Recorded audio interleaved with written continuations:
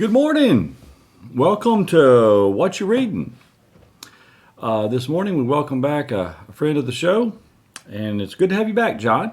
So tell us, what you reading?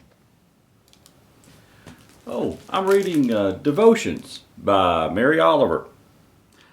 I thought Mary Oliver wrote poetry. Of course she does. This is poetry. I learn something new about you every day. I had no idea you liked poetry. You don't know me very well. I've heard of Mary Oliver for 30 years or more, but I don't know much about her. She died at the age of 83 in 2019.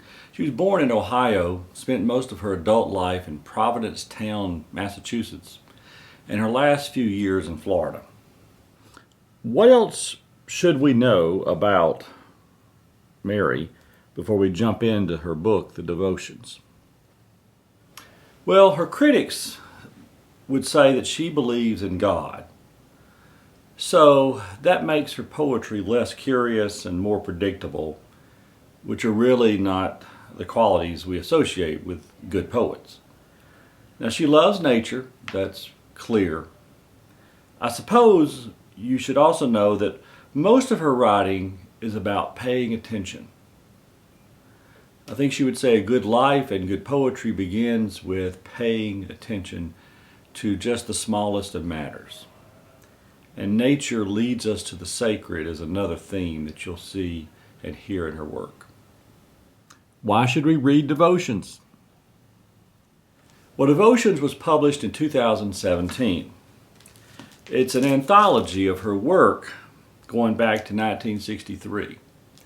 Now, she asked the publisher to include the writings in sort of reverse order. So instead of going from 63 forward, it actually goes from present day backwards, which is quite different than most anthologies. Still, why should we read it? Well, truthfully, you should read Mary Oliver because she's going to tell you the truth. And she's unafraid to tell us the truth. She explores what we are thinking, what she is thinking. She addresses our fears, she addresses our hopes. I mean, maybe the best way to explain it is to allow me to read a poem or two to you. Her most famous, and the one that has been memed to death on Facebook and Instagram, is called The Summer Day. So here's the summer day. Who made the world? Who made the swan, the black bear? Who made the grasshopper? This grasshopper, I mean, the one who has flung herself out on the grass, the one who is eating sugar out of my hand, who is moving her jaws back and forth instead of up and down, who is gazing around with her enormous and complicated eyes. Now she lifts her pale forearms and thoroughly washes her face. Now she snaps her wings open and floats away.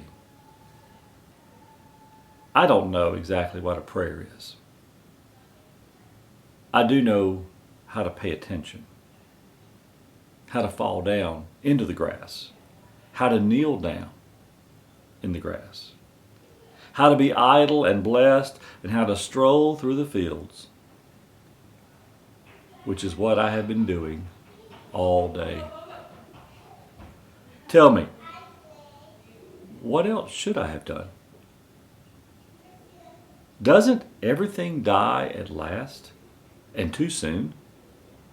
Tell me, what is it you plan to do with your one wild and precious life? Well, that was a powerful and moving poem. Do you have another? This one's called Wild Geese. You do not have to be good. You do not have to walk on your knees for 100 miles through the desert repenting. You only have to let the soft animal of your body love what it loves. Tell me about your despair, and I will tell you mine. Meanwhile, the world goes on. Meanwhile, the sun and the clear pebbles of the rain are moving across the landscape, over the prairies and the deep trees, the mountains and the rivers. Meanwhile, the wild geese, high in the clear blue air, are heading home again. Whoever you are, no matter how lonely, the world offers itself to your imagination, calls to you like wild geese, harsh and exciting, over and over, announcing your place in the family of things. I can hear by the tone of your voice that means something to you. But poetry has always been a challenge to me. So much sort of reading between the lines and so many strange images that I'm unfamiliar with. How did you hear something in that? I mean, did you hear when I read, "Tell me about despair, yours, and I will tell you mine"? Meanwhile, the world goes on. How does that intersect your life? I mean, I think you have to read poetry like you read scripture. I mean, when I read that, this is my day. My every day is people telling me their stories, which are often sad and full of sorrow and even tragic. And I don't always tell my stories back, but I could. And meanwhile, the world just keeps spinning. Bills have to be paid. The world keeps turning in spite of the pain. Our pain is big to us, seems to be her point, but it is exceedingly small in the context of human existence. So what are we required to do between the laughter and the tears? She puts it this way: you only have to let the soft animal of your body love what it loves. As our scripture says in numerous places, it's about learning to love. But she doesn't say love God.